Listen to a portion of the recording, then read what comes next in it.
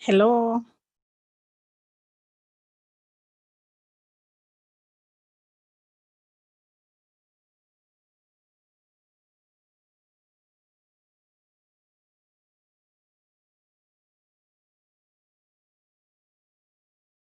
Where is Zach?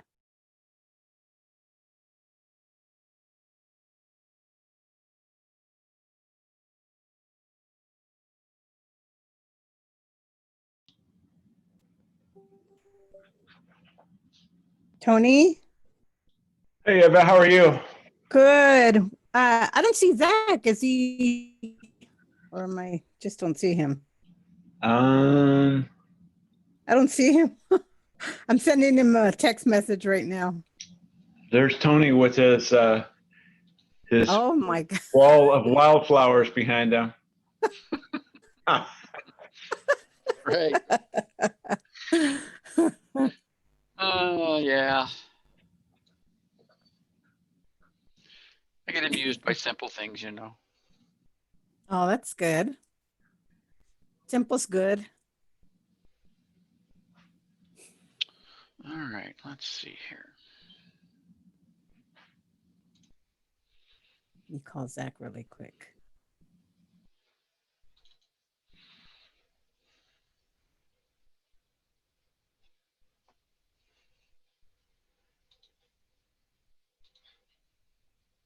Are you there? Yeah, I hear you. I'm calling you from my cell phone. Oh, okay. Okay. I just want to make sure you're there. I'm like, oh my God, I don't see him. I'm in there right now. Tony, the two Tonys are on there. Yes, I do. Don't you say no.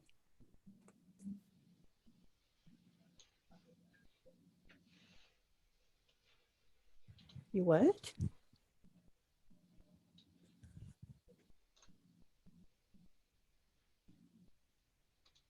Shut. Oh, you have to put in a code to get in? You do? Oh, wow.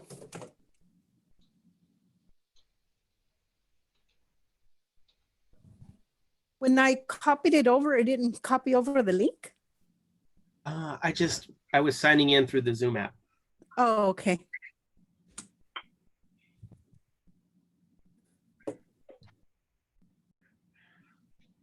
Hey, Zach.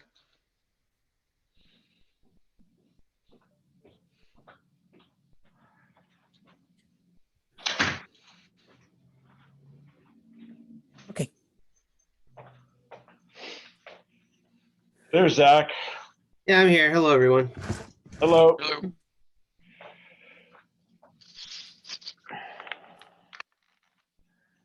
Are we okay for me to try a screen share and make sure it works tonight? Yes, Yes. please try. All right. Yeah, as far as the board is concerned.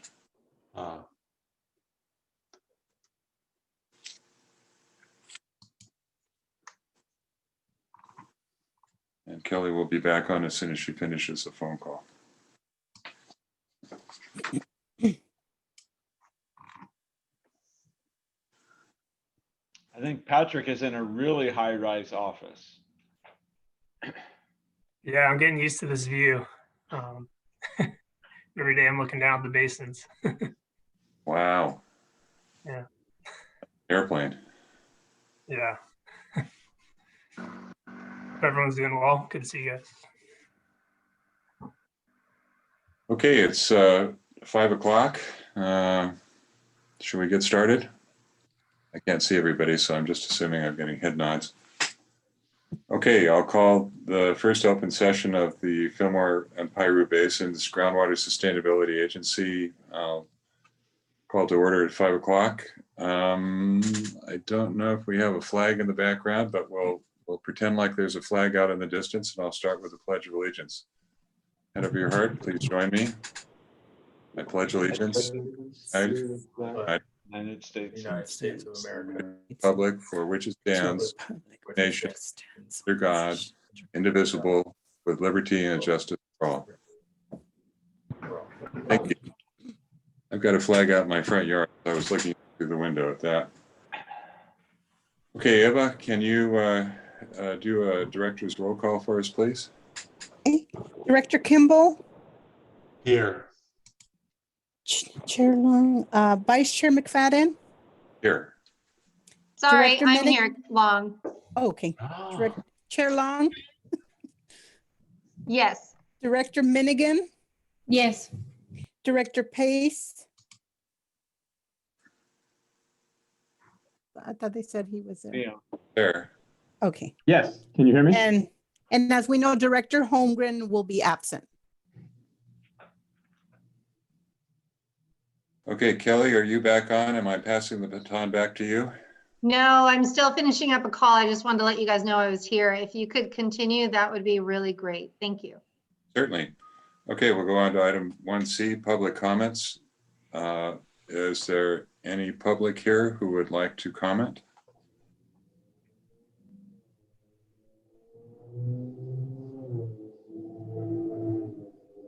Zach, are you running the board, so to speak? I wondered who had the PDF, but it looks like Lisa's got the PowerPoint, the PDF right now. Yeah, I can stop sharing. Okay, here we go. Okay. But who's ever hosting. I don't see any hands. I don't see any hands raised. And I'm looking through the video There's to see if any. Yeah, no chats. Lisa, just for No, reference, yeah. are you hosting the meeting or are you watching that sort of thing? I will. I'm not technically the Zoom host, but I'm happy to look out for any raised hands or questions to help out. Director McFadden, both myself and Clerk Eva have that ability, Yeah. right? We should We have don't, there's nothing. Nothing Okay. in the chat, no raised hands. Just for a reference, and there, I'll look to Eva. Okay, no public comments. We'll move on to item 1D, approval of agenda. Are there questions, comments, or changes that anyone would like to make before we approve the agenda? I'm seeing shaking heads and no smiles, so Nope. No hands motion. raised. I'll entertain a motion to approve the agenda as presented. I'll make that motion. All right. Director Pace made the motion. Is there a second? Long will second. Chair Long, second the motion. Eva, can we have a roll call, please? Sure. Okay, Director Kimball, Aye. Chair Long. She's still over there. Vice Chair McFadden, Aye. Director Minigan, Yes. Director Pace. Yes. Okay, All right. The motion passes unanimously. We'll go on to 2A, Director Announcements, Board Communications. Start with the Fillmore Pumpers Association. Gordon, do you have anything you want to bring to the attention of the board? Yep, we had our monthly board meeting November 10th. Well, let's see. We discussed a request from Tony Emmerich to share our membership as part of this, making sure the stakeholder outreach was as complete as possible. And in the end, concerns over just privacy and our sort of inability to get approval from all members to share that meant that the board, both boards felt that we couldn't do that, unfortunately.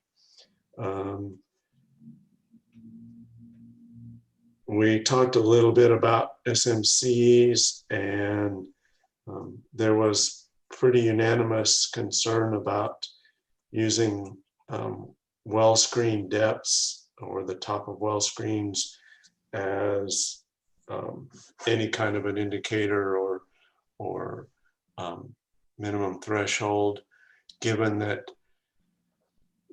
there are widely varying motivations for drilling wells, and some wells are over 100 years old, that result in sort of perforations or screen levels being wildly different. There was a general hope that another management threshold could be found for that.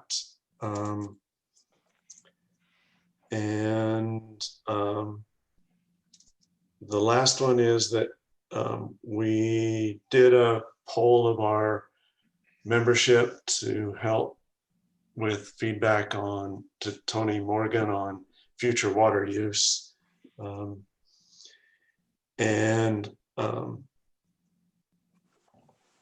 The first poll we did was sharing Tony's complete questionnaire with predictions for the next 50 years. And we got about 2 replies, and everybody scratching their head. So we went back and tried again and said, give us your best guess of how your water use will change over the next 20 years, which is our 20 years to sustainability. Out of that, we got a significant response. The ultimate conclusion was in the Fillmore Basin, everybody expects or would like to be able to use 5% more water than they have been, or up to 5%. And overall average, and in the Piru Basin, it was a 3% increase. So we passed that on to Tony, and I think the only other comment out of the board meetings was a general support of setting thresholds aggressively and pursuing uncertainty and data gaps with plans for addressing those, and a request to keep working to use the basin adaptively and flexibly. And I think that's the Fillmore report. Gordon, do you think it would be appropriate to put something in writing from the Fillmore pumpers concerning the comments on the SMCs? Yes, we're working on that, and while we felt we made good points in the letter that we submitted, we were hoping to do something more productive than just ask questions, and we were hoping to try to make some constructive suggestions and proposals. To that point, I think I'm gonna punt to Glenn on that one. But we are, there's a lot of concern and a lot of thoughts, and we're trying to put them together in a way that will be constructive and help the board, and also help our consultants. So we're not there yet. Before Glenn picks up the ball, it might be good to also define what you mean by aggressive in regards to the, did you say aggressive or conservative in regards to the SMCs? No, they said, no, it was aggressive, as opposed to conservative. Feeling like the basins are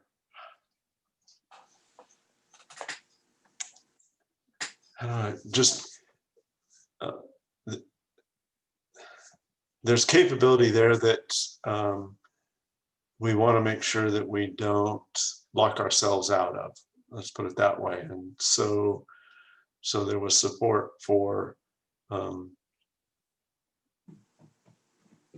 taking things, say, beyond the historical experience. Okay, I think that's important that that our consultants hear that.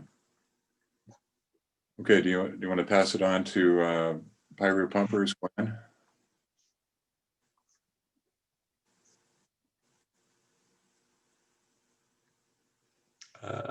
There we go. Just had to unmute. Sorry. So, yeah, just as Gordon mentioned, we had our regular meeting on the 10th following the last special meeting for the GSA on the 4th. And so, as you can imagine, and as Gordon mentioned, there was a lot of discussion was prompted from that. And so I think it was valuable, and that was to be expected. And so I think this is great for part of the process from getting our members of the associations to weigh in and understand this issues and be able to give some meaningful input as stakeholders. So I think that is definitely accomplishing what we are looking for there. And as Gordon mentioned, a couple of the things that, concerns, a couple of other concerns, subsidence was a big one that was an issue that generated a lot of conversation. And as Gordon mentioned, we were kind of hoping to maybe add some more meaningful input there.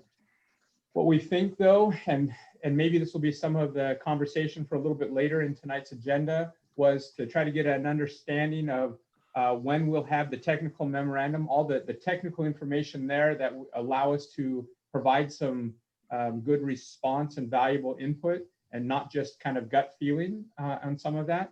So we're hoping to get that update and see when we'll be able to provide some of that, what we think would be input in more, like you said, documented, more of not just kind of a verbal here, but something meaningful of trying to give some direction, what we think would be valuable for the SMCs. So that's something that's being worked on. Just need to see what the schedule and how that fits into the overall GSP preparation schedule. Also, there was some talk and concern about the surface water depletion part of it. I know we talked about it and what technical information will be there so we can understand that and really see what kind of impacts there are. That brought up a lot of concern and discussion. And so we're looking forward to develop those a little more along those lines and see how that impacts the whole process. I will say, like on the thresholds, just for the subsidence, on my own, I talked to our surveyor in our company and tried to get a little historical information about what county benchmarks are out there, what data is there and things. Maybe some of this work has already been done by Tony and his group, but just trying to get an understanding of what data is available. And then if we were trying to monitor what that might look like, what kind of options there. So just trying to inform myself there. So, and then kind of separate and part of the Pyru pumper stuff, I'm going to have a question when maybe we get to Tony Emmert's time about one of the invoices that we received from the Fillmore and Pyru Basin GSA, the one that came to Wearing Water. It seemed a little strange, and then the phone number that was on it is no longer in service. And so it just seemed like that we might want to check that and make sure that everything's working right there. It was a late charge, but didn't say why it was a late charge and things. So just wondering if there's anything in the system that we need to address. And we'll maybe carry some of these further discussions as we get further into tonight when we're talking to Tony Morgan. Thanks. Great, thank you very much, Glenn. All right, Candace, from the Environmental Stakeholder Director. Hi everyone. I was very sorry to miss a very important sustainable management criteria discussion last earlier this month. But I did follow up with some environmental stakeholders that did participate. And I think we as a group are probably going to do something similar to what the Pyro and Fillmore Pumpers Association did, whereby we outlined some concerns and thoughts and recommendations that are a little bit more concrete. There was definitely concern for that the SMC with regards to surface water depletion was not as developed as the others, and it wasn't very clear on what the thought process was there. So the attempt is going to be to really support this board with some further recommendations and thoughts from the larger environmental community, and we're discussing having a conference call and facilitating that process. We also did have our water talk in Fillmore. It was not very well attended, but we did record the water talk. Ed was there and representing the GSA, as well as Tony Emmert presenting. I think we were conflicting with the Dodgers game that evening. And yeah. We lost that game. World Series, Candace, there was no chance. But we did make a recording, and it will be made available on the Friends of Santa Clara website, and I'll share a link when that's up and available. But I just wanted to say thank you, Tony, for participating and presenting and representing the GSA. I think it was also good to make contact with folks at the City of Fillmore and get some further input about what their operations of wells and groundwater management are. And I think that's also just beneficial for some of our stakeholders as well, and worth sharing once the video is edited and finalized. And then I think lastly, I'm going to be going on maternity leave from mid-January through April. I do intend on participating in the monthly GSA meetings because we are at such a critical juncture in GSP development. But I did highlight with Chair Long that I do think I'm going to have to take a step back on some of the ad hoc committees, and we might want to discuss if other board members want to step onto the stakeholder engagement and SMC ad hoc committees if the SMC ad hoc committee is even going to be an ad hoc committee moving forward. But just wanted to highlight that with folks as we're coming up against holidays and the end of the year, and we might want to have that discussion this evening. Okay. We could agendize that for a decision by the board for the December meeting, but I think, we could have an informal discussion probably tonight if you want, but I don't know if we could make any kind of an appointment without an agendized item. Yeah, that makes sense. And I think just chatting, I think that the SMC ad hoc committee is pretty much passed on its duties to the whole board after after beating it up for 7 meetings or whatever we did. And but we'll have to talk about the engagement stakeholders engagement committee maybe in January or the next meeting. All right. Okay, thank you, Candace. And we did miss you last meeting. City of Fillmore member director update we don't have, so we'll go on to United, which is me. I'll just say that the United's 3-month-long release has been completed from Lake Piru. Although, Tony, I still see water going by in the river, so it's still coming from someplace, just not quite as much. Right. And that's the benefit of charging up those upper basins. You'll see base flow for quite a while afterwards. It was still pretty impressive crossing over the Bardsdale Bridge this morning and just looking out for the ranch. Okay, County of Ventura member update. Hi, I'm back. Sorry, I'm finally off the darn phone. It's been a long day. Hello, everyone. Just this week, Ventura County's watershed did a GSI presentation on all the watershed and where water is coming from in Ventura County. It was very techy, very awesome, and showing all the cities and different layers of how the water stuff is. So that might be something that we could utilize for our information for submitting our plan. So I want to make sure that Tony Morgan, our consultants, knew about that. I believe United was on, and so that part's covered. So that was really good. What else? Oh, the stormwater project for Piru has been going since December of 2019. We're doing a video on it and talking about how it basically serves 40 families for water and is going to be an upcoming good source for Piru and for the Santa Clara River. Also today, we've been working with COVID and to make sure that people, a new thing coming out from the governor today at 3 o'clock stating non-essential businesses as of Saturday at 10 needs to close at 10 o'clock till 5 a.m. And no gatherings, and only essential workers can be open. So it's really not a lot of modification from what we currently have, but just we have an uptick of COVID. So please, everyone, be safe, be testing, and try not to have social gatherings. It's really preferred right now. But you can go to VenturaCountyRecovers.org for the latest information. That's important for everybody to know. What else? There was some grant funding coming from the IRWM.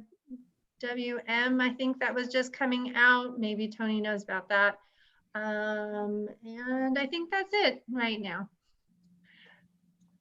As far as water. There's a lot of other stuff, so there you go. So I guess I'll take over and I'll bring it to the executive director's update. So Tony Emmerich. Good evening. I made note of Director Pace's concerns with the recent invoice, and we'll check on the phone numbers and the other things on there. I'm not sure. I think this is the second invoice that's been out since United has moved. So we'll have to make sure that all of those phones that were ported over tied. Hopefully they did, but we can verify that. We have just short of $219,000 in receivables. 162,000 of that is from DWR. So that's a couple grant invoices plus the 10% retention. So our groundwater billings open invoices is right around $57,000, which is far better than it was. We still have some folks with some pretty significant pumping that we're going to have to continue following up on, but that's a little bit better than where it was. Regarding the grant, we just submitted a few days ago the grant progress report number 6. It's hard to believe it's already been 6 quarters, but that was the quarter ending September 30th. So that progress report and grant invoice were submitted successfully to DWR.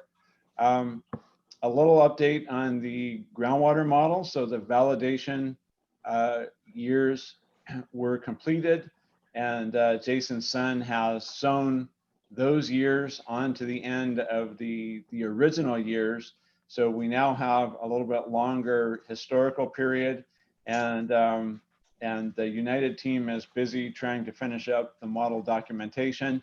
They're still on track to finish all of that up, including the validation documentation before the end of December. So they think they're on track to have that finished. And that includes the comments from the expert panel that they've had to review that. Dr. Sun has also been invited to be on the expert panel that's reviewing the East Basin, the Santa Clarita Valley area. They're updating their model. United staff has also been using a joint a storm flow model that was developed 10 or 15 years ago jointly by LA County Flood Control and Ventura County Watershed Protection District. And so they are doing their best to evaluate the changes in developed land area in the Santa Clarita area in order to get a handle on implications of development on runoff. So that work has been going pretty successfully. We've continued to have ongoing coordination with Santa Clarita Valley Water Agency and the Santa Clarita Valley GSA regarding, especially with focus on their modeling assumptions. Should be able to share some of that in the near future. They gave us a bit of an update on their water balance. Obviously, they're using a sort of fully developed footprint and water demand for their 50-year projection. And that lines up pretty well with their urban water management planning. They obviously don't have much agriculture left, except for on the western end. And they, one thing probably that's of interest to this group is their plan, at least at this point in a draft form, does not include a whole lot of expansion of the recycled water component. So they have said that it may be at full build out, there may be some reduction, but at this point, their assumption is that they're not going to have a really large recycled water component. The Newhall Ranch project does plan to recycle quite a bit of water, but the whole area does not have as much as we were thinking in past years. And I think a lot of that is due to the fact that the places they would like to use recycled water, they'd like to use that for groundwater recharge up into the canyons and the kind of northeast area of their valley. And there's a whole lot of pipeline to build, many miles through developed area. It would be really pretty expensive project. And so, so at least at this point, they do not have plans of major expansion of that. And as best as we know, the chloride removal project with the LA County sanitation districts is moving along. I hope to have an updated schedule, but hadn't heard back from them on that. But they are on track on that project. They have all the approvals and they're moving forward on that. I believe the grant funding that that Chair Long was mentioning was the recent award of about $12.5 million for regional projects to the Watershed Coalition of Ventura County. And there are a couple projects that are in the Santa Clara River watershed, but none of them are in the Fillmore Piru Basin at this round. There are some projects that are upstream, but that's a major win. The Watershed Coalition of Ventura County pretty much got all that it was asking for, and that's competing against Los Angeles County. So, so we have a pretty good reputation with DWR, and have been quite successful at getting some grant funding. LA County always plays the card that they say, well, we'll just distribute the money based on population, and you lose. But we haven't been losing on that. So those have been, I think, the strength of the cooperation and the strength of the projects has been very good historically. And that's all I have. Any questions? Tony, I have one question about the Newhall project. Do you know if they're going to be trying to hold on to any of the stormwater runoff from that new development, or could we see an increase in stormwater runoff? I do not know, and I think that is one of the things that if I do see Dan Detmer. Dan, would you like to take a stab at answering that one? Yes. My understanding is 5 Point / Newhall has every intention of being water neutral. I think they're planning dual plumbing. they're planning aggressive recycling and stormwater retention and reuse. So I would imagine, Director McFadden, they are going to try to minimize the runoff from their project area and utilize whatever rainfall as part of their water portfolio for landscaping, but I don't know the details. Okay, so good news, bad news for downstream. That's something we can look into. I think that fits right in with what Dan's team is doing. Thank you. Thank you so much. And then maybe as we get closer to projects like the new hall, that we'll have a report out and agendize it so we can get an update. Next is our legal counsel. Any questions or information from legal counsel?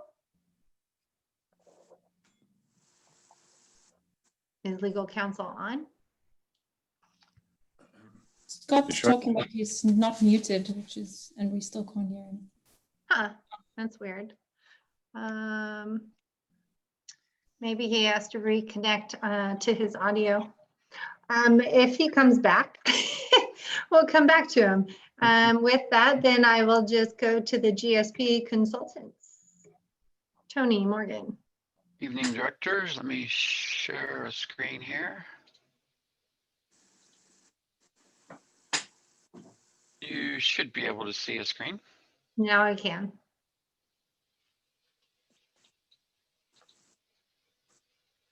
Very Go good. ahead. All right, so evening, directors. We've got a few agenda items to go through this evening. Agenda item 4A will delve into a few sustainable management criteria topics, primarily as follow-up to the recent special board meeting. And the monitoring well installation project progress will be handled in agenda item 4B.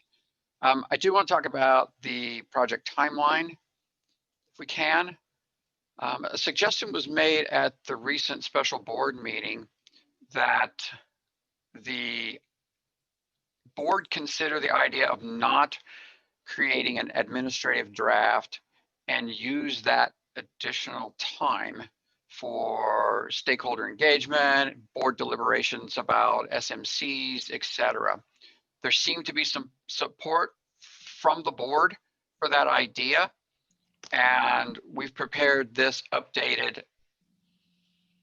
timeline that removes the admin draft so you can see what it might look like. So the new thing that pops in there is the inclusion of a tentative stakeholder workshop on SMCs. It's just a little orange area right there. So that's just a placeholder. The exact time and location and all that have yet to be talked about or discussed with the board, but it's just an idea that we might want to have another stakeholder workshop or a special board meeting, your call, whichever you think is the most appropriate format. We're still leaving the public review draft available in the May timeframe, so we did not change that. So what we did do is drop the administrative draft document that was in the February timeline.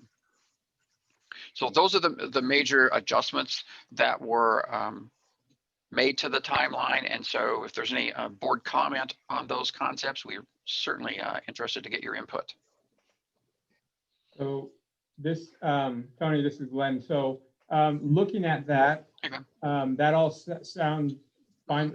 It looks like we shifted some other things, like the technical memo for subsidence got shifted over to end of January. And I think the last one showed that being done in November. So it looked like some of these technical memorandums have got shifted. The SMC one is shifted out into March or something. So is there a reason why these are shifting? Yes, because we haven't yet decided on what the SMC should look like. So we're still proposing that there's going to be additional workshops and discussions of that in January timeframe as this shows here. And so there's going to need some time between the discussion we have at that workshop and any other board meeting in between now and then to incorporate into the SMC. So what about like the subsidence memo? I guess maybe it's just an understanding on my part thing. Is the technical memo something that's written after the fact type thing, or is it something that's written so that we can guide the discussion? In this particular instance, the subsidence was to hopefully guide the discussion, but we're seeing and hearing differing opinions on how you would like to have subsidence addressed. So we can present the technical information on what's happened historically using the satellite data, for example, and we've done that, and what other point-specific data from continuous recording stations out there, GPS recording stations, et cetera, that exist in the area, and also use the predictive tool to say, what do we think is going to happen in the future? But it still feels to me like there's significant discussion still occurring within the stakeholders and the directors about what emphasis to place on subsidence and how to go about that. I think what we've made the decision is we're going to pull any of the discussion of SMC related information from subsidence out of that tech memo, slide it over into the SMC tech memo and include it in that one. So we bumped that out a little bit just to give us a little more time to be able to talk about what's going on with SMCs, excuse me, from subsidence from the board and the stakeholders' perspective. Okay. Yeah, so I guess we're looking at from just kind of from the Pumpers Association, kind of balancing to give our guidance. Do we give the guidance, or are we waiting to see the technical information so that we can give the guidance? I guess it's a little chicken and egg type thing. And so as that pushes out a month or so, that it sounds like we're going to have to revisit how we're going to do that. So that's just something that we'll have to discuss on our side. That's just kind of a concern. There was an expectation that technical memo was coming out soon, so that we would read that and then provide our input. Now that it's pushed off further, that might be a little more challenging, unless there is maybe partial information that's already available that can be made available sooner. And you are receiving that partial information in the board meetings. When we're talking about subsidence, you're getting snippets of what's in the technical memorandum. That's where that information is coming from.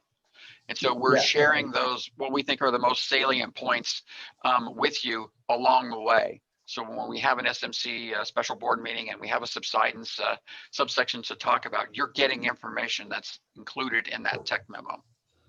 Yeah, okay. So yeah, I guess from our perspective, from the pumpers and stuff, is it's fine to have 2 slides and have a discussion, but that's insufficient to have the actual data, the numbers to run through it and have either our consultants or to be able to go through it and kind of digest it and be able to respond. So I think it's valuable, and we're getting a flavor of it, but it doesn't feel like we have the meat of it. And that's where it's been a bit of a concern. So that's something we can talk about as we're kind of moving forward, but that would just be a feedback on schedule that the Pumpers Associations would probably have at this point. I'm speaking on behalf of the whole group, but I'm sure I'm going to get some of that feedback.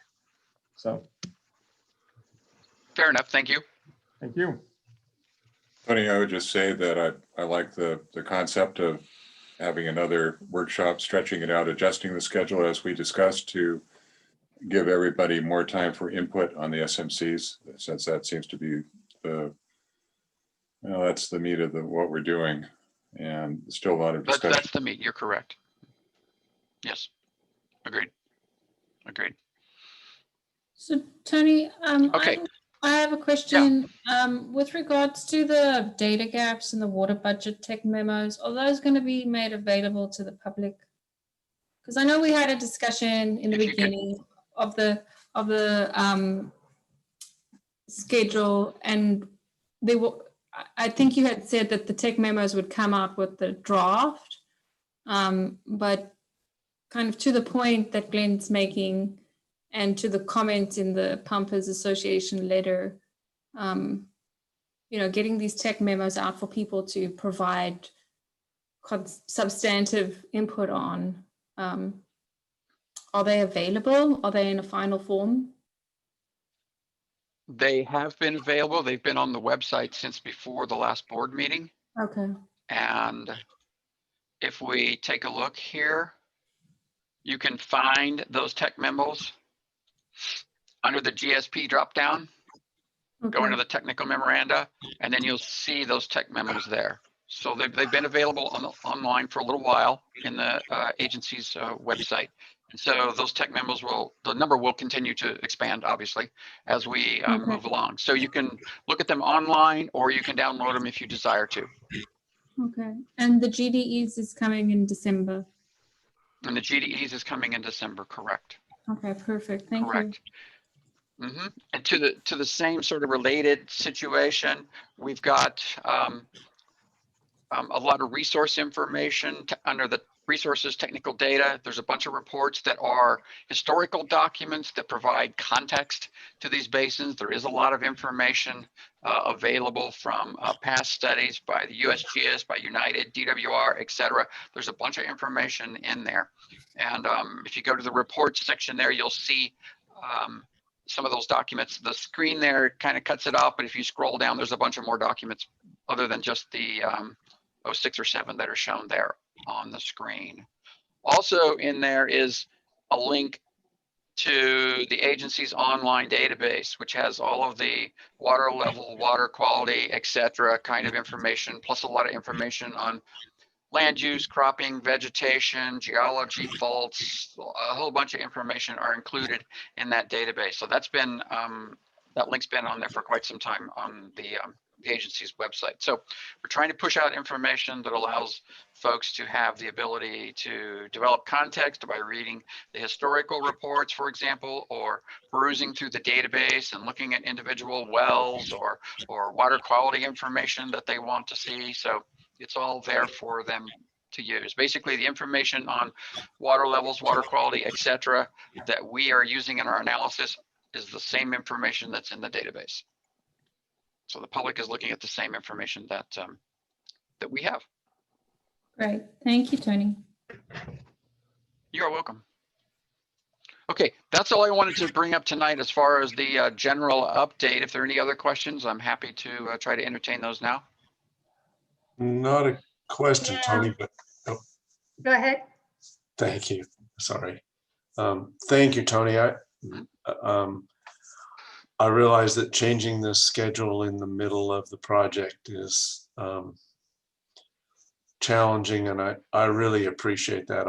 I think it will give us a lot better chance to address the SMCs effectively and get all our stakeholder inputs.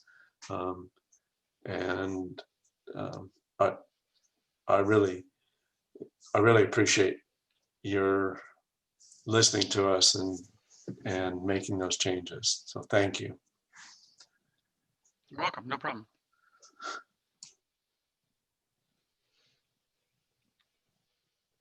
All right, if that's it, then we're going to go to Scott. He didn't have his. We have a question. Oh, there's a question. It looks like we do have a hand up. We have where? Okay, Brian Bondi. Bondi. Thank you. That's why I need you guys to look on that list.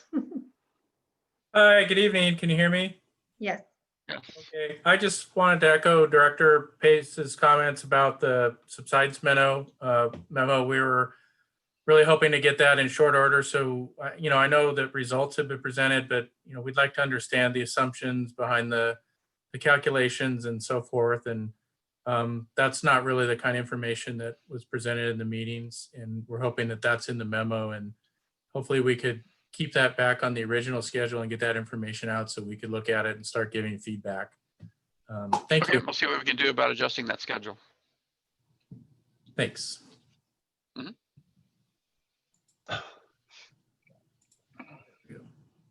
Okay. Is there any other questions on that information? If not, let's go back to Scott. Can you hear me now? Yes. Hi. My apologies. Good evening, Chair Long, members of the board. I just want to talk briefly a little bit about a question that was raised a few meetings ago regarding delinquent fees. This is an issue I have been working with County Council on. The board may know that there are 3 mechanisms for the GSA to collect delinquent fees that are provided for in SGMA. One of those is to file a lawsuit. The second option is to have the groundwater extractor cease operations until all fees are paid. And then the third option, which raised the question from the board, was that the GSA can collect fees in a manner in which its designated agency is authorized to collect fees. And for the GSA, the county is the designated agency. So the question that I researched and posed to county council was whether or not delinquent fees could be placed on the county's tax roll for collection. And the short answer is neither county council nor I have come up with a statute that would authorize the collection of delinquent fees in that manner. There are a number of statutes that allow fees to be placed on the tax roll for collection in the first instance, but there are no specific statutes that we have been able to find in a great deal of research regarding delinquent fees. And we think that there are probably two reasons for that. One is there are due process concerns with an agency just being able to impose a tax on a constituent. The other is Prop 218 concerns and the need to have public hearings and voter approval before property-related fees are imposed on the tax roll. So that is a very short summary of the discussions that we have been having. What I am happy to do, if the board would like, is to present a memo that just lays out your options. And if this should become an issue at some point in time, or if you want to just put this on hold until it does require some action by the GSA, we can do that as well. That's what I have tonight. Thank you. Thank you. Lisa, are there any hands, questions? Or whoever is checking that? I don't see any. Okay, thank you. Anyone else, directors? I have a question. In the absence of a statute, does that just mean that there is no means to move this forward, or is there an existing statute that could potentially be amended to make this possible? So it's always possible that SGMA or some other law could be amended through legislative action that would allow delinquent fees to be placed on the tax roll. There is not a statute that we are aware of that allows that, but certainly the legislature could amend a statute. I do know that county water districts have that authority. So I was a little surprised when it did not appear that counties had that authority. But yes, legislative action could always be taken on that issue. So there is a potential that the county could do something, or alternatively, it would either be through SGMA, but it is something that the county might have an option to pursue. It would have to be done at the state level. The county could not grant itself authority to take action like that. It would require, state level action. Scott, I thought it was supposed to be if you form a special district, then you could do it on the property tax. So, so you can do liens. Right. But putting it on the tax roll for collection, other than county water districts and maybe irrigation districts, I'm not aware of special districts who have that statutory authority to just move delinquent fees onto the tax roll. Okay. So currently, what statute gives water districts that authority through the county?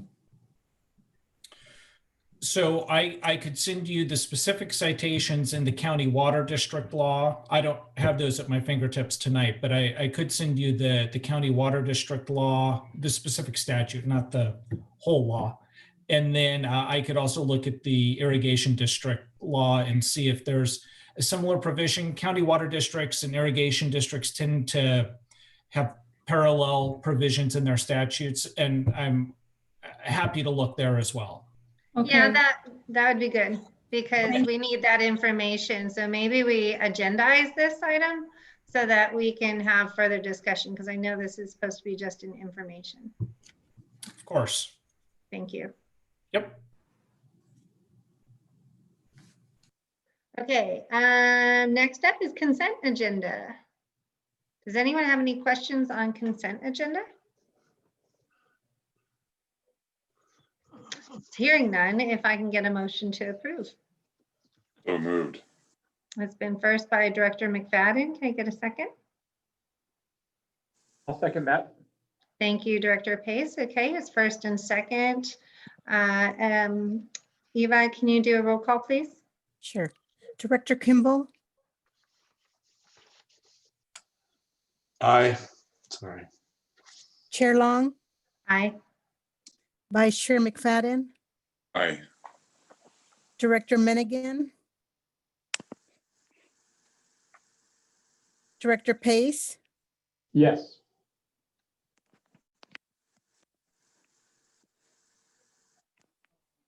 Kelly. All right.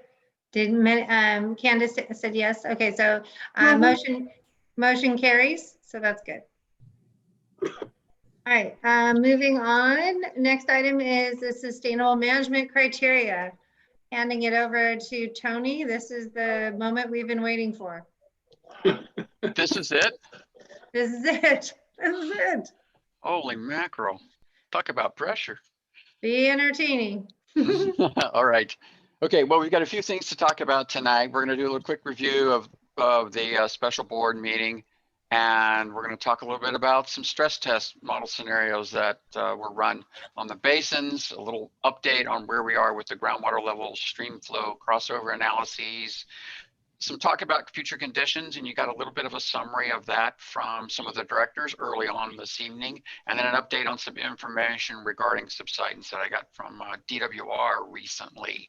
So I think let's start with Lisa Bowen. She's here with us this evening and seems appropriate for her to give us her takeaway thoughts from the November 4th special board meeting. Great, thanks, Tony. So we had a pretty good turnout at the special board meeting. We had about 30 stakeholders representing the agricultural and environmental community, pumper associations, municipality, and other community interests. We got a lot of good questions and comments about the strawman proposals for the sustainable management criteria. Just to summarize those really briefly, with regard to groundwater levels, as we kind of heard previously, most of the comments were centered around identifying a criterion that was related to groundwater elevation, irrespective of well screen depth. On groundwater storage, we heard recommendations to consider the basin's capacity and how it historically has had the ability to recover from a drought. Then on subsidence, we had a few questions about the basis for using 1 foot as the criterion, whether or not this criterion related to elastic or inelastic subsidence, and whether lowering groundwater levels was tied to observed subsidence levels given the subsurface geology. We also heard some concerns about not overestimating the subsidence impacts given the historical condition in which subsidence hasn't been a significant issue for agricultural operations even during drought. On surface water, we heard concerns about impacts on groundwater dependent ecosystems. And these concerns were raised noting the GDE impacts that had occurred during the past drought. And we heard a request to follow the Nature Conservancy's GDE guidance document. A link was provided for that. And then we got some questions about modeling of surface water flow. So the consultant team has considered all these comments along with the input that we got from the board and is exploring some new approaches for developing the SMCs, and that is a big part of the Tony's presentation tonight. So I will hand it back to Tony, unless anybody has any questions on that. I don't see any hands raised. If any board members No have hands any raised, questions. all right.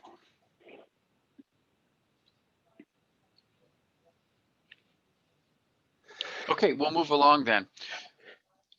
We wanted to talk tonight about some effort to simulate stressing the basin further. There was a comments expressed by at least one of the directors at the last, I guess it was a special board meeting, about how much harder could we pump the basin and still recover. And so, you know, we heard it again tonight that, you know, not so much interested in MTs based on top of screen and those kinds of things, but more on changes in water levels and that kind of stuff. So we took that to heart and went about running some scenarios with the assistance of United Water to increase the pumping over the historical baseline, excuse me, by 20, 40, 60, 80, and 100%.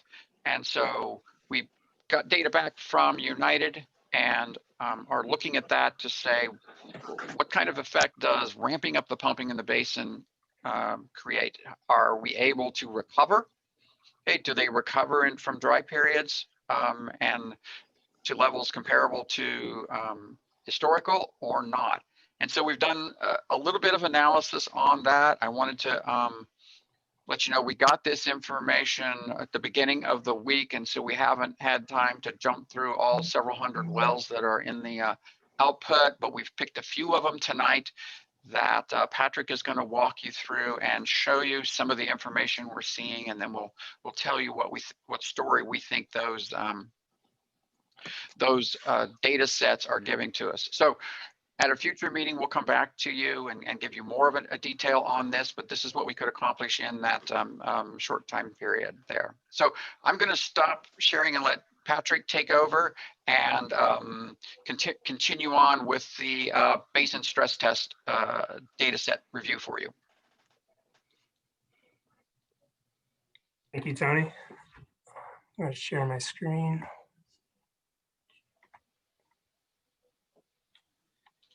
You see my screen? Okay, great, thank you. All right, hello everyone. So, as Tony mentioned, we had United expedite some model runs. We had them increase pumping from the baseline, pumping the average yearly pumping rates, which are shown for each basin here on the top line. So Fillmore Basin typically pumps about 47,000 acre feet per year, and Pyre is a little over 11,000 acre feet per year. And these are the model simulation results that reflect measured groundwater levels in the past. And these are results from 1985 through 2019. So we'll show those results compared to what if we increase pumping basin-wide by 20%, 40%, so on, up to even doubling current pumping. So this is really just a thought experiment. We're going to see how the basin responds to these additional stresses.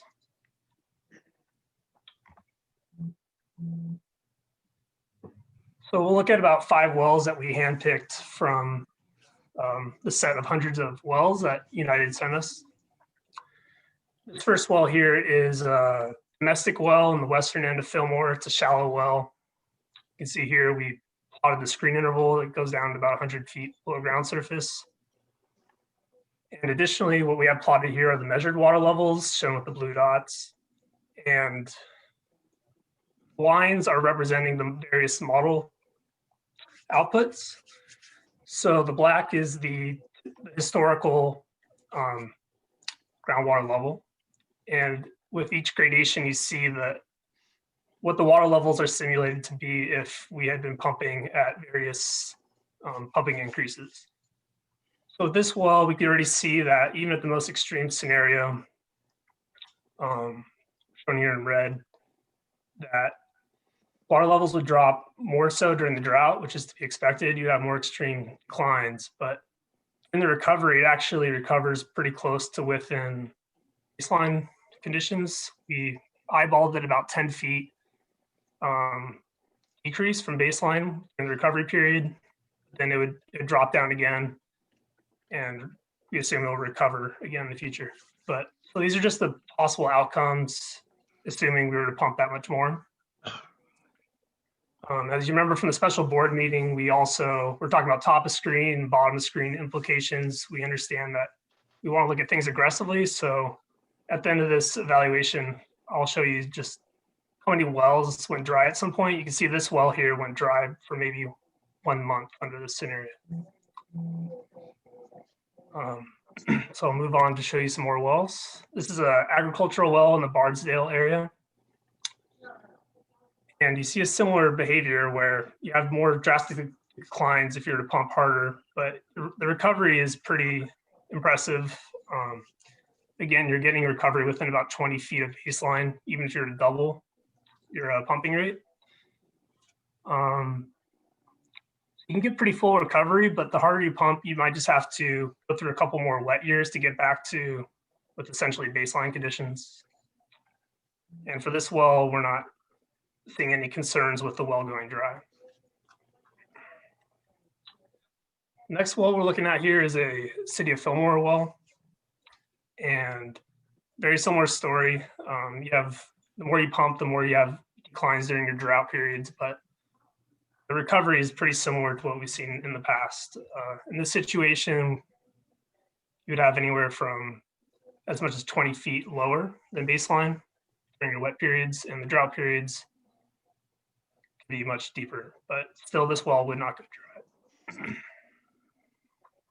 All right, moving on to Piru. This is another area of rising groundwater.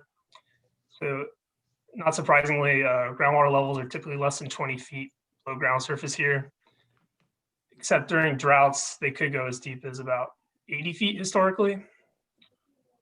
So we're seeing similar behavior here, just pretty much full recovery with maybe slightly lower baseline conditions. And this well would not be in danger of going dry either. All right, I have one more well to show you. This one probably shows the most rapid recovery, even if you're to pump twice as much. This is another domestic well on the northern end of Piru.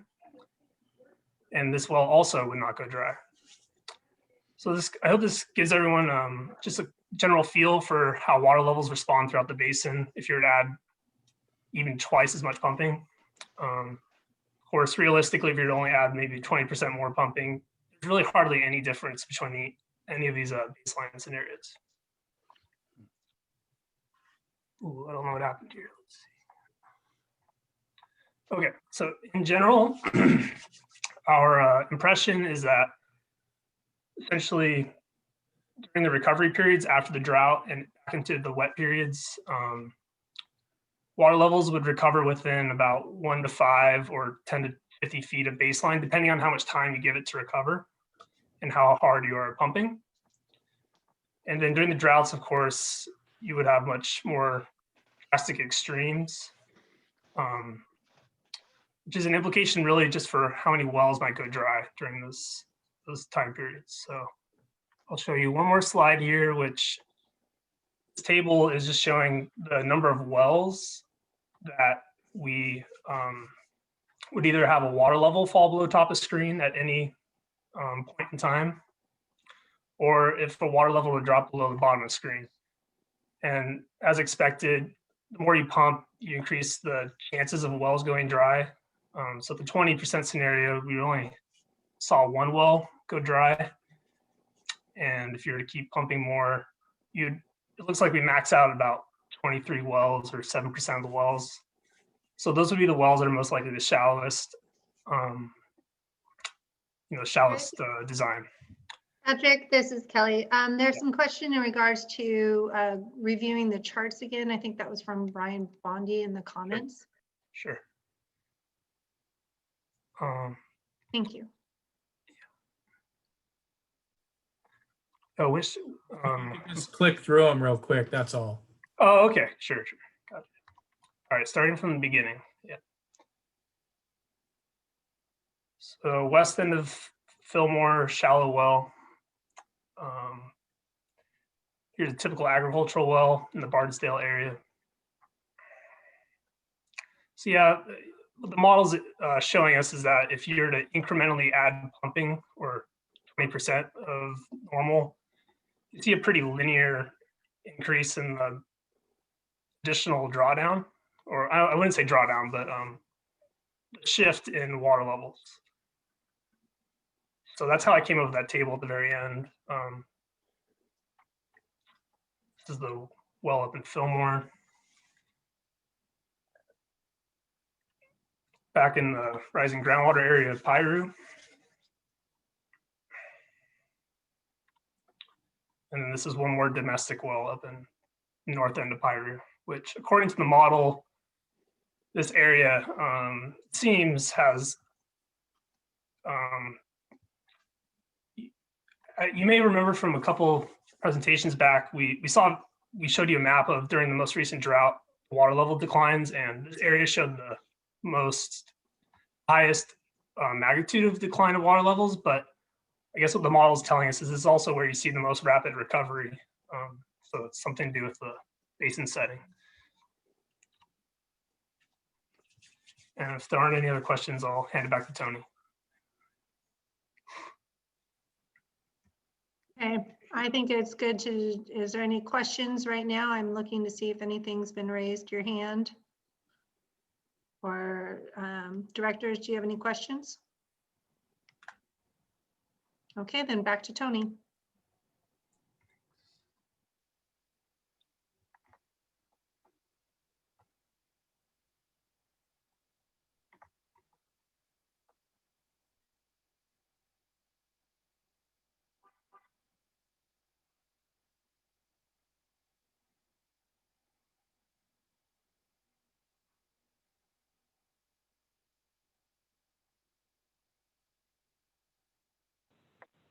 Tony, you're muted. You're muted, Tony. There we go. Well, I was having an interesting conversation with myself. I know you guys weren't a part of it, but there for a moment. So that was some really interesting information. And again, we've just gotten into the tip of the data set there. We got several hundred more wells to look at, and our intent is to come back to you at the next board meeting with a more thorough evaluation and analysis of this information, and we can begin to have some conversations about what does it mean, how do we use it to help us establish some MTs. I think one of the takeaway messages from it is that we've always said in general that we think these basins are resilient. They come back after drought periods. And that's what this information is showing, that even if we push them a little bit farther, if we go another 20% on our pumping, they still come back to almost the baseline levels that we've been historically accustomed to. So there's a lot of information in there. I don't think we should assume that those are the final conclusions. We've got many more wells to chew upon and dissect a bit more. But I think we've got a lot of interesting information to share with you next time. If you remember at the special board meeting, we talked about trying to deal with surface water depletion and trying to come up with a way to directly evaluate what's the effect of pumping in the basin on surface water flows. And we talked a little bit about the relationship that United identified on a few wells between groundwater elevation in a well and a flow, surface water flow. And then if we had a pumping versus a non-pumping kind of scenario, we might be able to tease out what the changes in surface water flow are looking like. And so we approached the United folks once again and said, hey, we've got another special request. Could you run another model scenario where we turn off the pumping in the A and B zone wells, so the shallower of the two aquifer systems that we're talking about along the Santa Clara River. And let's take a look at what the pumping levels, or excuse me, the water levels would be in the absence of pumping. And so we just got this information in the last day or so. And so we haven't had a chance to dissect it. We're not going to be able to present that information to you this evening. But I wanted to tell you we're there and we've got that information and we'll be ready to go at the next board meeting. So I think the next board meeting is going to have, if the others haven't had enough meat for you, there's going to be a lot of meaty conversations at the December board meeting where we're going to talk about crossover relationships between water level and stream flow, what's the effect of pumping on stream flow, and not to mention just the analysis that Patrick was describing to you on if we push the basin farther, what does that mean? And we'll then weave those two together, that if we push the basin harder, what does that mean for stream flow? So we've got multiple things to chat about next month. And it's just, we honestly didn't have time to chew through all that information in the last 3 or 4 days since we've gotten it from United. And again, kudos to United for expediting our request since the last board meeting and getting these model scenarios churned out for us so that we're going to have something to look at. So that's all I have for this particular topic. Is there anything on water level? If not, we'll move to future conditions. All right, are there any hands up? Anyone have any questions? Feel free to ask. Brian has a hand up. Okay, go ahead, Brian. Thank you. So when we get to the next board meeting and we're talking about relationships between pumping and changes in surface water flow, that'll be really good information. Is the team planning to couple that type of information with an explanation of what the beneficial uses of water are for the stream flow and what types of changes in stream flow what the effects would be for different amounts of changes in stream flow?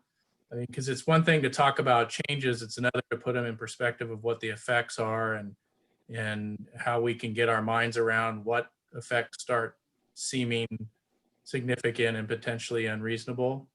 Do we have that information put together, and can that be presented together with the analysis of the changes in stream flow?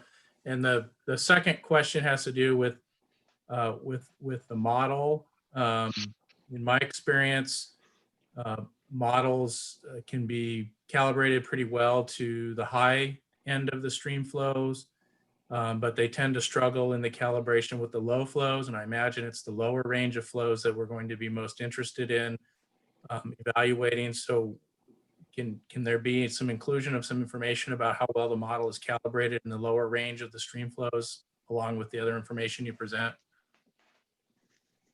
I think the calibration with stream flow could be handled at the upcoming December 9th workshop on the groundwater model. That seems to be a topic that would be appropriate for United to delve into at that point in time. But I also think it's important to understand that in the analysis that we've proposed here, we are not using the modeled stream flow values. These are measured stream flow values. Well, perhaps I misunderstood. I thought some modeling was being done to look at the effects of pumping on stream flow. Did I? It is.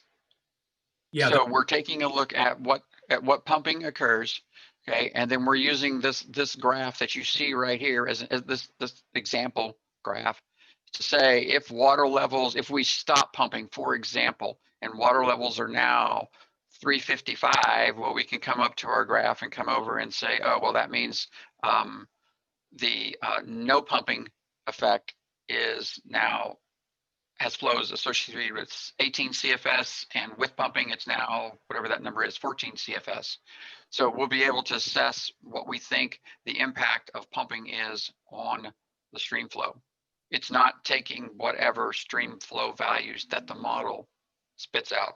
It's taking it and comparing it to the actual measured values that you see in this graph here and other graphs that we have from United now.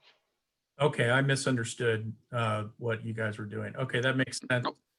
I guess then we just want to look at the calibration at these wells that are used for these relationships carefully, I guess would be the reason. Yes, and that's what, Yeah, no problem. And we'll present that at the next board meeting.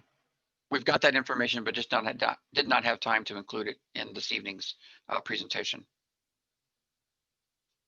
Okay, thank you. Okay.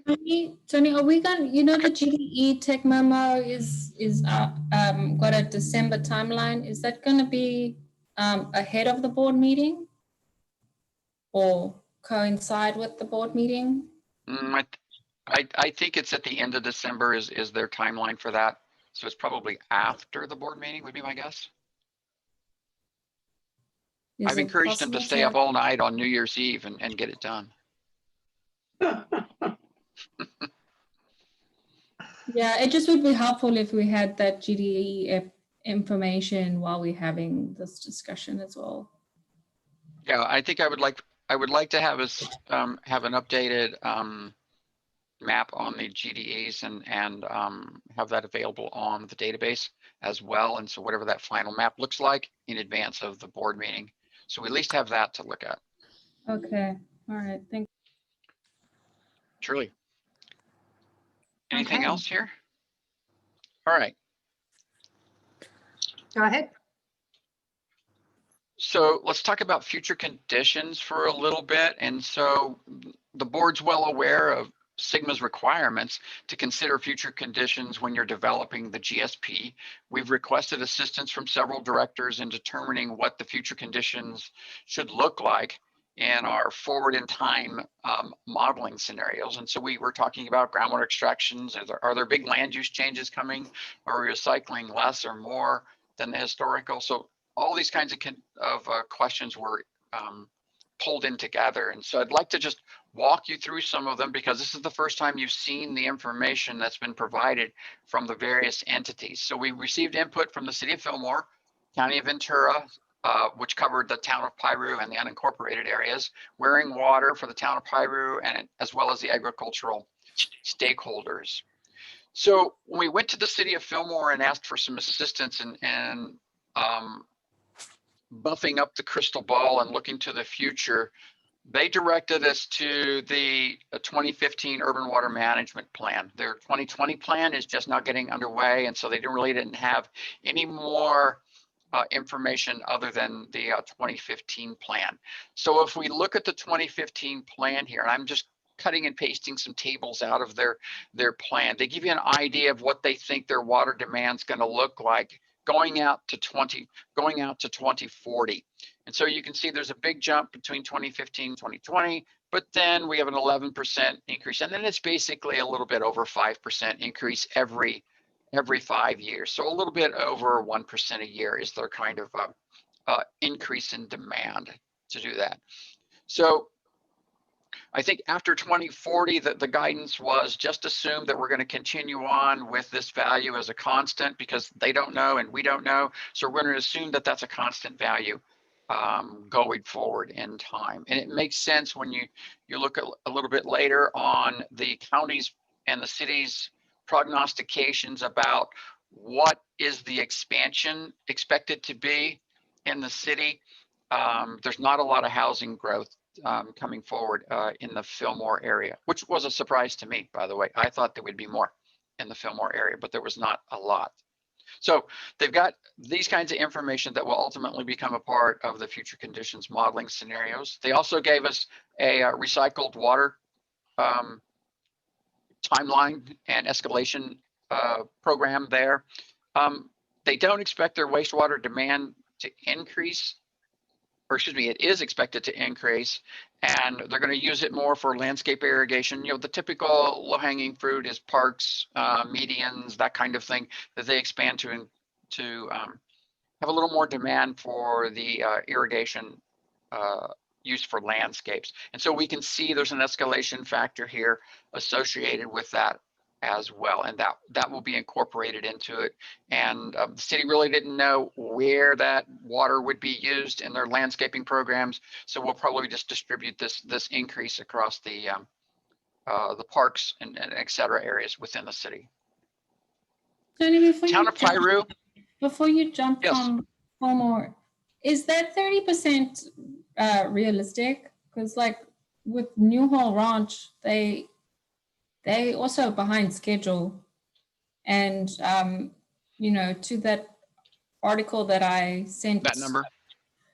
Sent previously, like the housing developments aren't on track for what the projections have been. So I'm just wondering how we're factoring in those projections and actualities. I guess I'm not the one to make the assumption of what the city of Fillmore thinks is going to have happen. If they wish to adjust these values, I'm certainly willing to do so. That's easy enough done in the process. But when I asked for their best guess as to what the future looked like, they said, go to the 2015 Urban Water Management Plan and use those values. Okay. So if Tony, some of these numbers don't pan out to be, yes. Did they tell you when they're going to do their 2020 plan or their 2022 plan? Whatever it's going to be next, do they know when it's going to be done? Yeah, the 2020 plan is just getting started, and I'm not sure they've even selected the consultant to do it yet. Okay, so that's a year or two out. That's a year out at least, probably. Yeah. Okay, thank you. Is there anyone else with a question on that?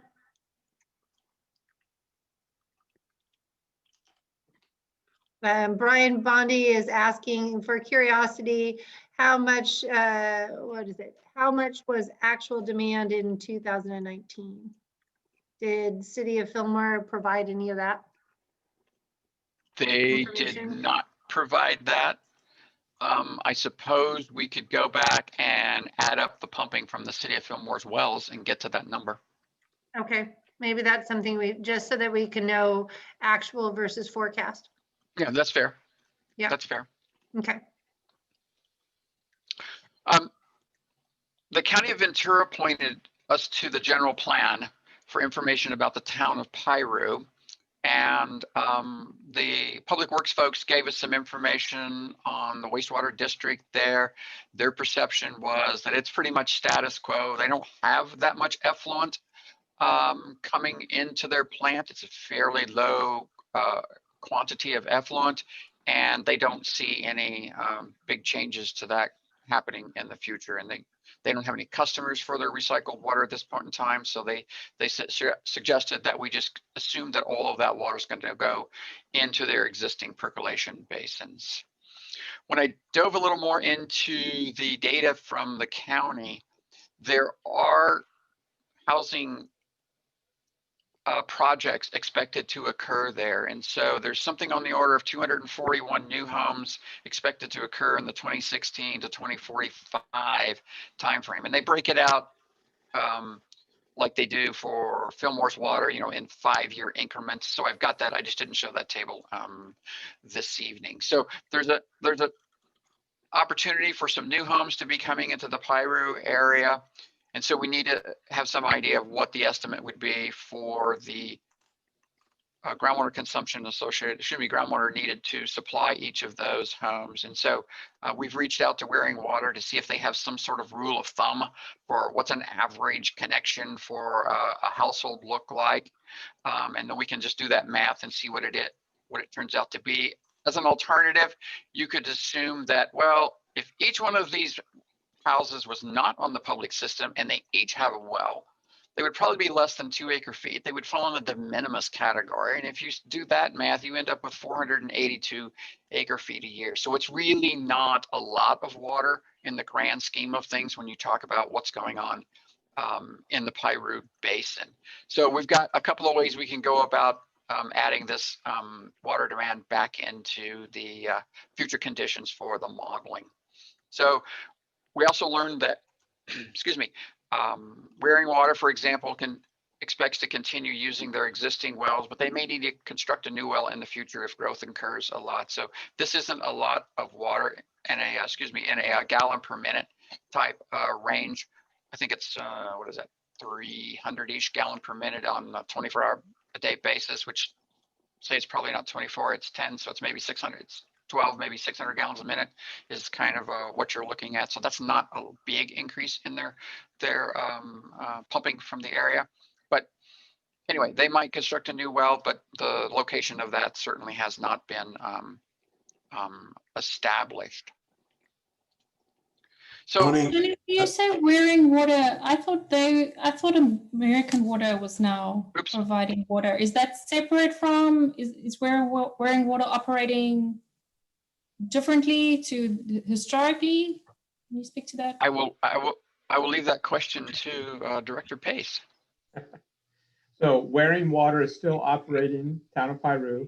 The numbers are generally in the area that I actually expected those numbers, instead of 241, to be closer to 315 to 320. We've already had about, we should have about 91 connections in and occupied, I would assume, between the last, what has been gone in the first track that's already installed and the house is being built. And we have 2 other tracks that have approvals moving forward. So, I mean, I can get you that update there. But as to Candace's question, so Wearing Water is still the operating as it has been, and everything is continued to for the foreseeable future. The California American Water is who we've been in negotiation, what we've talked about, to purchase. And so we're in the process of making that transition, but it has not taken place. We had expected it would be completed by the beginning of in the spring of 2021. However, COVID has probably slowed some things down, so that's still in the process. But we do anticipate that transition this coming year. So hopefully that's helpful. Okay, thank you. Tony. Very helpful. Thank you, Glenn, for the updated unit count. Tony, also, at least the current development occurred on agricultural lands. So this may be new domestic water use, but there was a discontinuation of ag water use. So the net change won't be simply this increase. And I don't know That's how. correct. So there'll be a land use, there'll be a land use change with that, associated with that. And so we'll figure out what the delta is between the agricultural land use versus the domestic water use. Thank you. You're totally correct. Very correct. Okay, anyone else? So go. Okay, the agricultural folks gave us a lot of information, and it was obvious, and we heard the directors talk about this earlier this evening. They spent some time chewing on the concepts, and so I took the information I got from Director Kimball and Director McFadden and kind of wove them into the next few slides. And the reason for putting these up here is to get, number one, to make sure that I interpreted what they wrote correctly. And this is the information that's going to be used to drive the agricultural water demand into the future. So there were some general assumptions that they made about, many of the farms out there are family owned, so change comes pretty slowly. They've got tree crops out there that need decades of care, and those are obviously much more stable than row crops. That's generally in our industry called a hardening of the water demand. So row crops can stop after each cycle, tree crops less so. The majority of the ag development in Fillmore and Piru basins is tree crops. Row crops typically much shorter duration, and as I said, can change more quickly to climate conditions. They talked about some other factors that some of which are outside of their control. For example, climate change and the HLB disease. That's not something that they have ultimate control over, but their thoughts were, for climate change, we're expecting fewer but probably more intense storms. That makes sense. That leads to opportunities for capture and storage of some additional waters. Okay, good thinking. Likelihood of increased frequency of extreme heat waves, which may limit avocados east of the Fillmore area, somewhere about there, which increased heat might equal more groundwater pumping. But the overall feeling was somewhat optimistic that with proper management, the impact of the increased demand is dampened significantly by our ability to increase some of the storage of that more flashy and intense storms. The HLB disease, is thinking that it could eliminate citrus oranges in Ventura County. It's been a particularly devastating disease in Florida, for example. If there's a cure, the acreage for citrus might remain about the same or increase slightly to replace some row crops.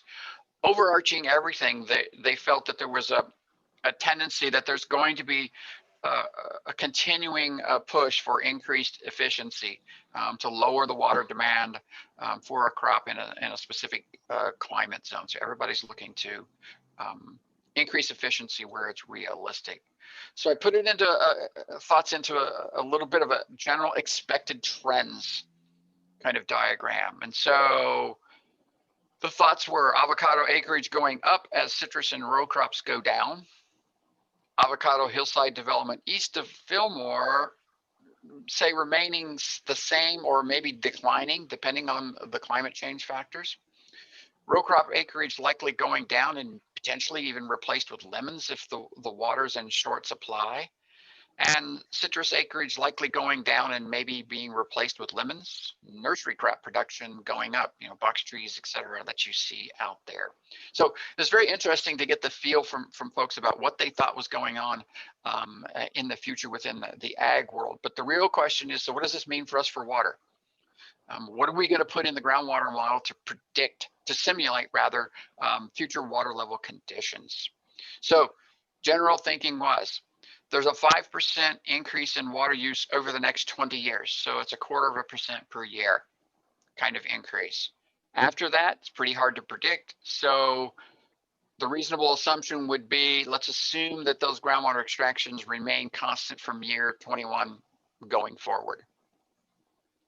And assume that increase applies to all agricultural wells instead of trying to parse it out by commodity type.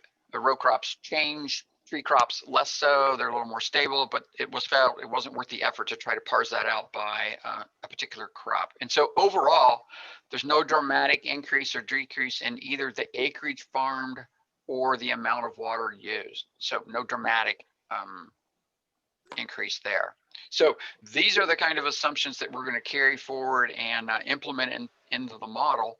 And if the board has any other guidance, so you guys have had a chance to chew on this a little bit more and actually see it on the PowerPoint slide in front of you, and make sure that I have interpreted your comments. Basically, this last slide right here that says, what does this mean for water use? This is the one we really got to get right. If we can debate how much acreage goes from avocado to citrus or the other way around, or row crops to lemons, we can debate that, but really what we need is this kind of information right here.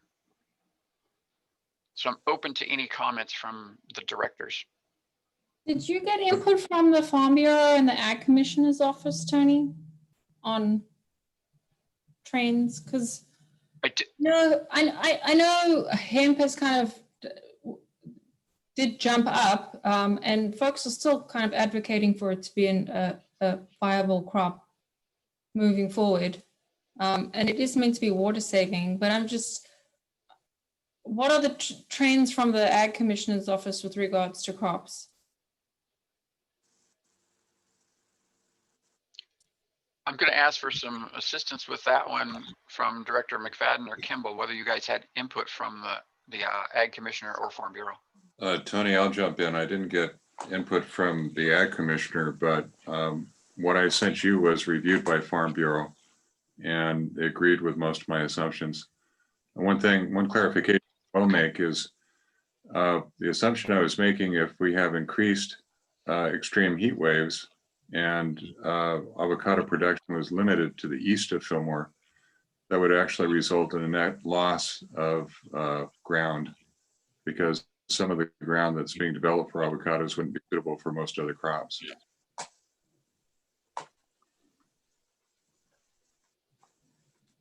Thank you for that clarification. I looked at Ag Commissioner's statistics, but I didn't talk to anybody at the Ag Commissioner's office.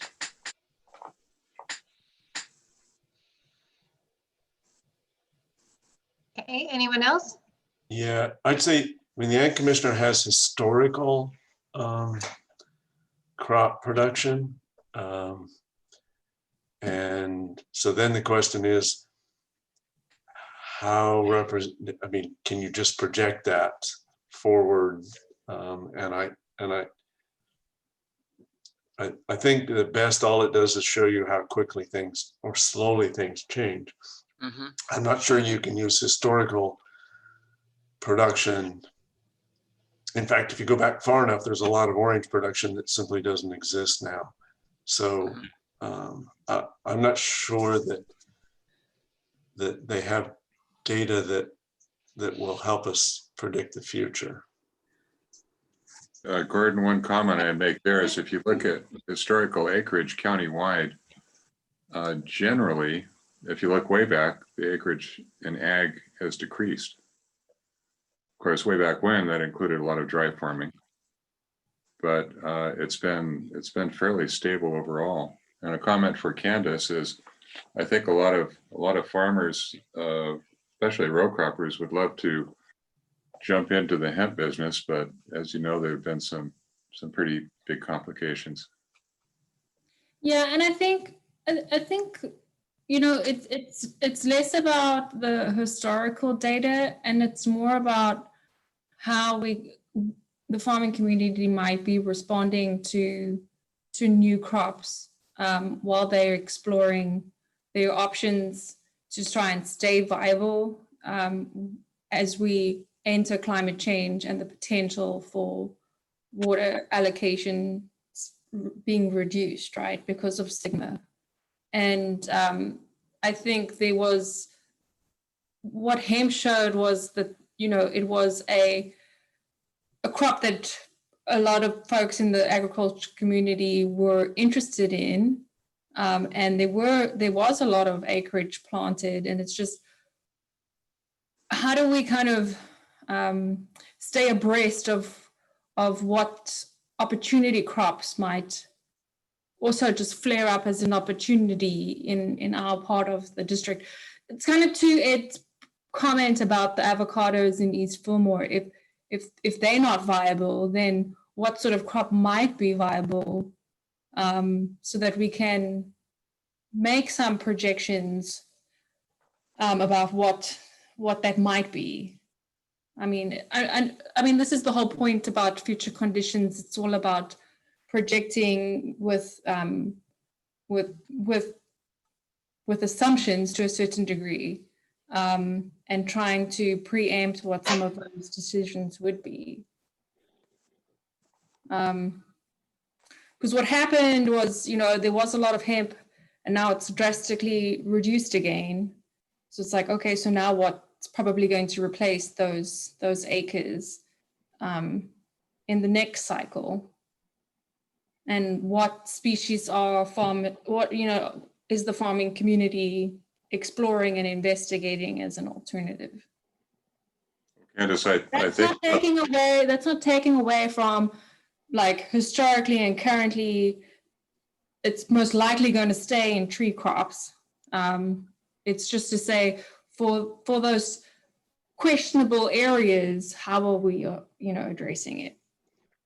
I would definitely talk to the Farm Bureau and the Ag Commission as to see what we think the forecast is going to be. Matt Friedman is making a comment that my opinion is that avocado planting will continue to increase east of Piru because of the loss of support for Ventura County's moratorium, not supporting a new hemp industry, just so you know.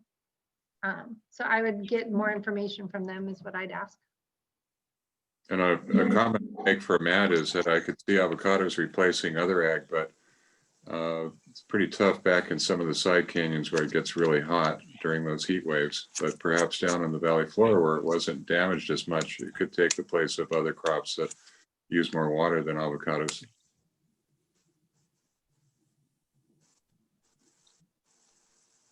Okay. Any other comments, questions? Good discussion, that's for sure. Stepping off of ag, and this was very helpful feedback. I still, Tony,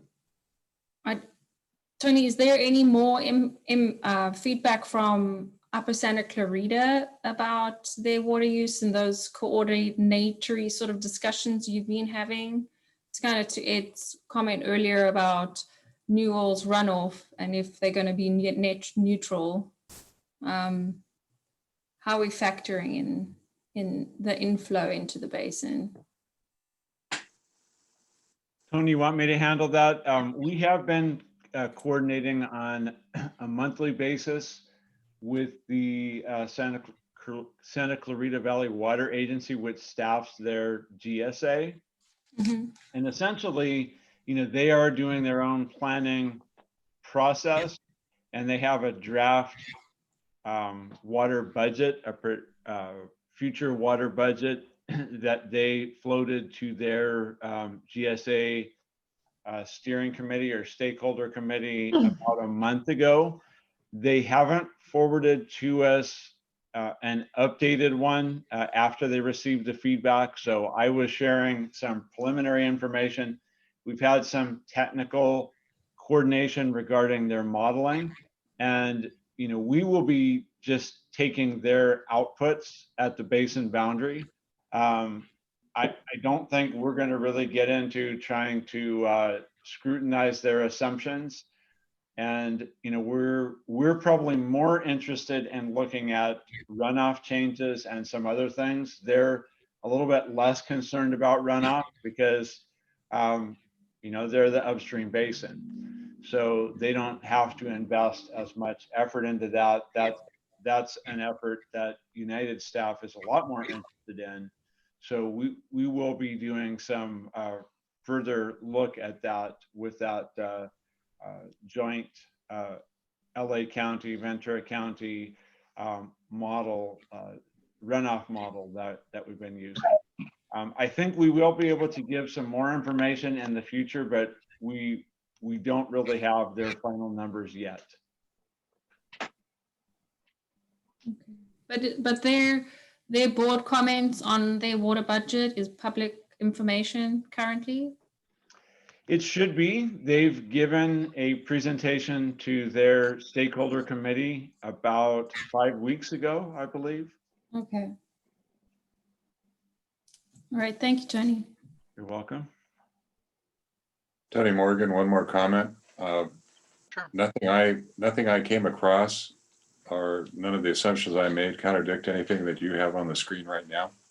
That's kind of the bottom line. Okay, very good. Thank you.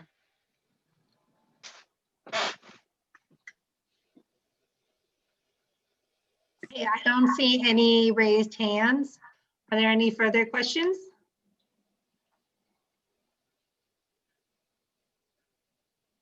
Okay, and all of this PowerPoint will be part of our agenda item. So just to make sure everyone knows that. So.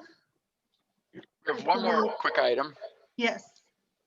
On subsidence, and I just wanted to make the board aware of this because there's been some conflicting information out there. Remember, we had talked about using the INSAR, the satellite data that's been provided by DWR in the recent past to monitor in arrears what's going on with respect to subsidence in the basins, and a lot of GSAs in the state have been doing that.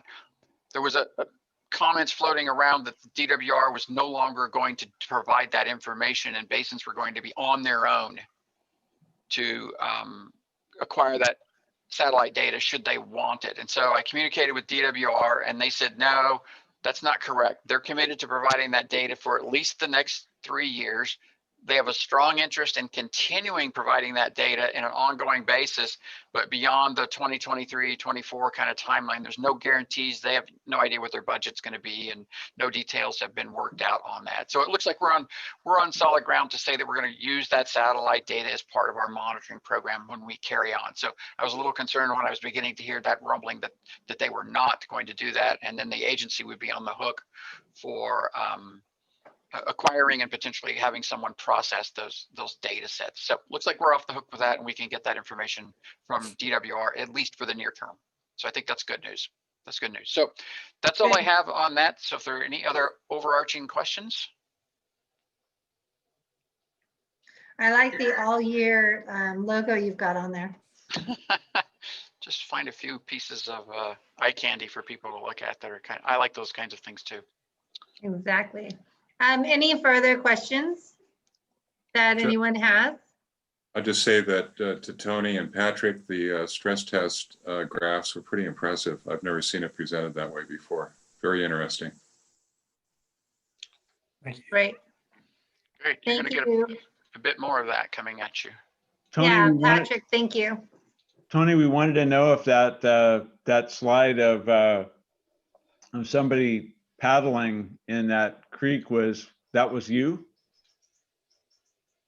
Yeah, that was me. Sure. Yeah. No, I'm not sure who that was. That's funny. All right, so if there's no further comments, we need a motion to receive and file this report. I'll make that motion. Thank you, Candace. Director Minigan is a first. Can I get a second? A second, Director Minigan. Okay. Second with Director McFadden, and a roll call, please. Director Kimball, Aye. Chair Long, Aye. Vice Chair McFadden, Aye. No, I'm almost done. Sorry. Director Minigan, Yes. Director Pace, Yes. All right, so that is unanimous. We got everyone. Thank you very much. Sorry, my daughter just walked in the door.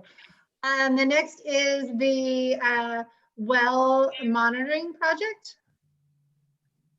And you should see a screen pop up there momentarily. The monitoring well project is underway. The board authorized us to move forward with that last meeting, I believe it was. And so to refresh memories, we're talking about a combination of nested wells and shallow single completion monitoring wells across the two basins. We've talked about some potential locations at previous board meetings, and this project is funded by the grant. And so this is kind of a joint effort between your consultant team and United staff to figure out where we're going to put these wells. So here's the general layout of the steps associated with it. A couple of the steps have already been completed. That's the green check marks. We've got the preliminary well construction diagrams. We've solicited budgetary cost estimates from, I think it's three drillers, I believe.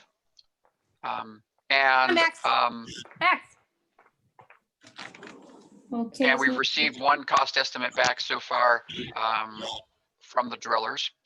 A third item there, the identify and evaluate potential existing well sites is underway. So it's got a tan check mark in red instead of a green one right there. So as we get the budgetary estimates in, then we can begin to decide how many wells can we actually afford to construct. We can then look at the potential sites that we think we might want to have a new monitoring well constructed on, and begin to negotiate the land access so that we can do field work and hopefully be out there in the summer of 2021 to get this work done. So as we get to this phase here, we'll start preparing official bid specifications for the board to look at, and we have to get with legal counsel to make sure you've got the terms and conditions that are appropriate for this kind of project available. If not, we have some standard things that we can share with you to get you as a jumping off point. We'll solicit some quotations from the various drilling firms. Basically, they're going to have the opportunity then to refine their budgetary estimates when we say, okay, now here's exactly how many wells we think we want to drill and the depths and et cetera. And we'll do that, review those quotations, and again, get a contract awarded and try to get out in the field in the summer of 2021 and start the drilling program. So that's just a quick, we're moving along with this fairly promptly, and I think that's an appropriate approach. The summer of 2021 sounds like it's a ways off, but these things tend to take a little bit of time, and we don't know exactly how long the land access negotiations are going to take. So that's basically it for the monitoring well.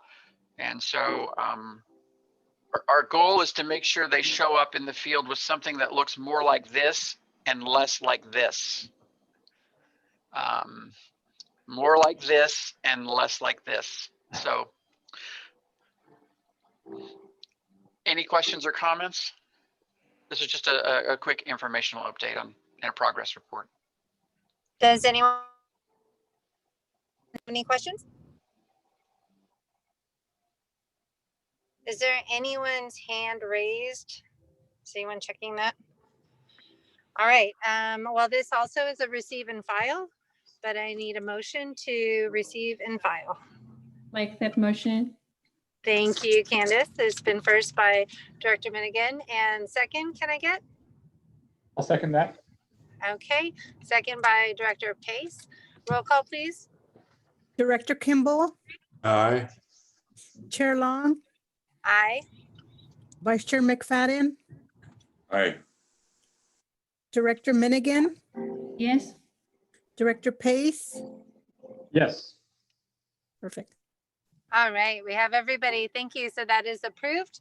And are there any future items that anyone would like to discuss for next time? I think we talked about the discussion of the ad hoc committee, if we need a replacement. And then also at a future agenda item is the new hall project. Is there anything else that anyone would like to bring up? I would like to mention something. No. I would like to remind Yes, the board. please. I would like to remind the board to please fill out your Form 700 that are due at the first of the year. Oh, perfect. Thank you so much for that. All right. Is there anyone else? Is the item that Scott's gonna follow up on, would that have to be an agenda item, or is that just a report back?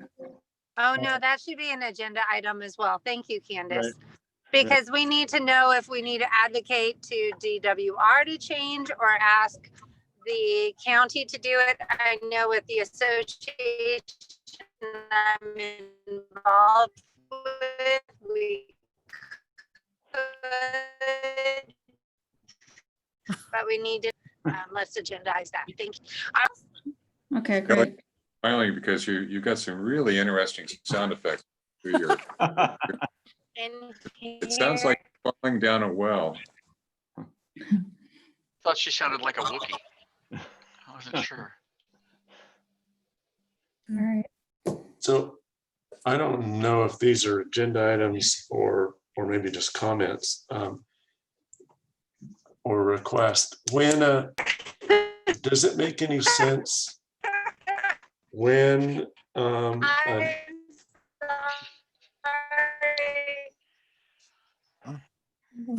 uh-oh. Can we mute? I had to get in the car for my daughter.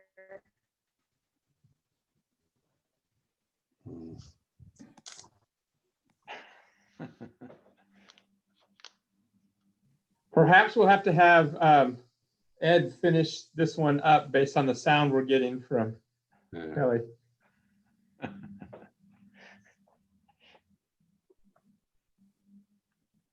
But Ed, you'll have to come off mute if you're going to finish it up for us. I'm trying. Okay. All right. With respect to Chair Long, I'll go ahead and take over. Gordon, do you want to finish off with your comments? Yeah. It really, the first one is when tech memos are posted, because I wasn't aware that those three memos had been posted on our website. I wonder if when any new ones are posted, it would be a good idea to send email, a quick email out to our email list of stakeholders to alert them that this has been posted.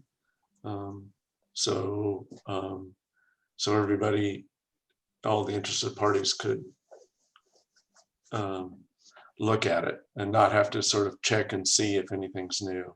So I guess that's probably internally for us. if we could do that. And then the other one is a request to see if it would be possible to have the presentations that are going to be made during the board meetings under agenda items, if those could be included in the full board packet so that the directors could have a chance to review them, think about them. Especially, I mean, I hate to ask Tony, because I bet you're working on your presentations right up until the time of the meeting, but there are some of them are so full of technical information that it would be really good to have a chance to review them and think about them and understand them, so that we could ask questions while we're discussing them, and then instead of having questions afterwards. So, Director Kimball, if I may comment on that one, it is our agency's goal that's reflected in our stakeholder communication and engagement plan to make materials all available in advance. And it has been challenging, but I think, because this is a public process, we need to do better on that. And for example, some of the work that United's technical team was doing and passing off to Tony Morgan's team was pretty late. And so we will endeavor to try to get the agenda package out with the presentations, at least draft presentations, the Friday before, and at the very latest by the Monday before the meeting. So at the very least, you would have 3 days to take a look at those. But I think that's a very good point. And we've been struggling with this a little bit because there isn't much time sometimes in between to get a whole lot of analysis done. But it's much more useful if we can get that out early for the board members and for stakeholders to take a look at. So we do make the commitment to do that. We may have to change some of the things if new information, say in this case, if information came in after we had posted the Friday and it makes the presentation better and more useful, we like to have the right to add some new information for the meeting. But there is a lot of it that we could get out early, and we realize that that's not very useful or it's less useful if we roll it out at the meeting. So we can do that, and we'll endeavor to try to get those out on Fridays. We were trying to do that a while ago, and we were struggling with it a bit, but we can do better on that, and we need to. A question that I would have for Scott is, I know we have to have the agenda out a certain amount of time ahead of time, but if there are supplements to the agenda that could come out, as just whenever they're ready, could those be added to the board packet and sent to the board members? Yeah, for sure. The rule under the Brown Act is as soon as they're available to the directors, they have to be made available to the public. And if they're made available at the time of the meeting, then if there are not copies available at that meeting for the public, they need to be available the next business day at the district's offices or on its website. But yes, items can be distributed to directors after the agenda is posted. So I'd say the goal would be just what you're saying, Tony, is have a complete board packet with everything included, but we are in a time crunch. It's impossible to get everything exactly when we want it. So if other things become available for us to look at, even if it's the morning of or the day before, it would still be useful to look at it. Okay, thank you. Thank you. In response also to the tech memos, I did include reference to the tech memos in the agenda staff report on that item, but I really like that idea that that if we post something new, there may be a way we can do an email blast. And Eva, I'm going to need your help on that, but I know you have a fairly thorough list on that. And so, we can, and there may be some way we can work with our web host to, to highlight new things. All of those, I knew all those reports were posted, and I honestly did not know about the tech memos. And I asked 2 weeks ago, hey, when are we going to get those tech memos? And I realized, oh, they'd been posted 2 weeks before. So I was even surprised because they were in a little different location. So I think we can work on a way to notify all the stakeholders as well as the board members when something hits the website and it's available. Thank you. And just to clarify, we are following the 72-hour agenda postings, correct? Correct. Yes, for any regular meeting. Correct. Okay, thank you. And is the requirement the agenda is posted 72 hours ahead, but that doesn't apply to the full board packet, Scott? That's correct. So the agenda needs to be posted 72 hours. It's a best practice to have the full board packet with the agenda, but it's not a requirement under the Brown Act. Okay, perfect. Great. That'll really help us because I know we're down to days, not months. Right. And we need to be able to respond in days. So thank you very much. Okay, anyone else? Sorry about my internet and stuff.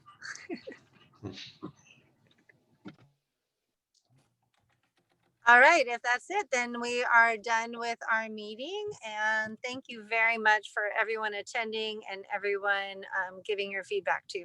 Appreciate it. Hope everyone has a wonderful Thanksgiving. Yes, happy Thanksgiving, everybody. Happy Thanksgiving, Happy everybody. Thanksgiving. Thank you. Happy Thanksgiving. And congratulations, All right. Candace.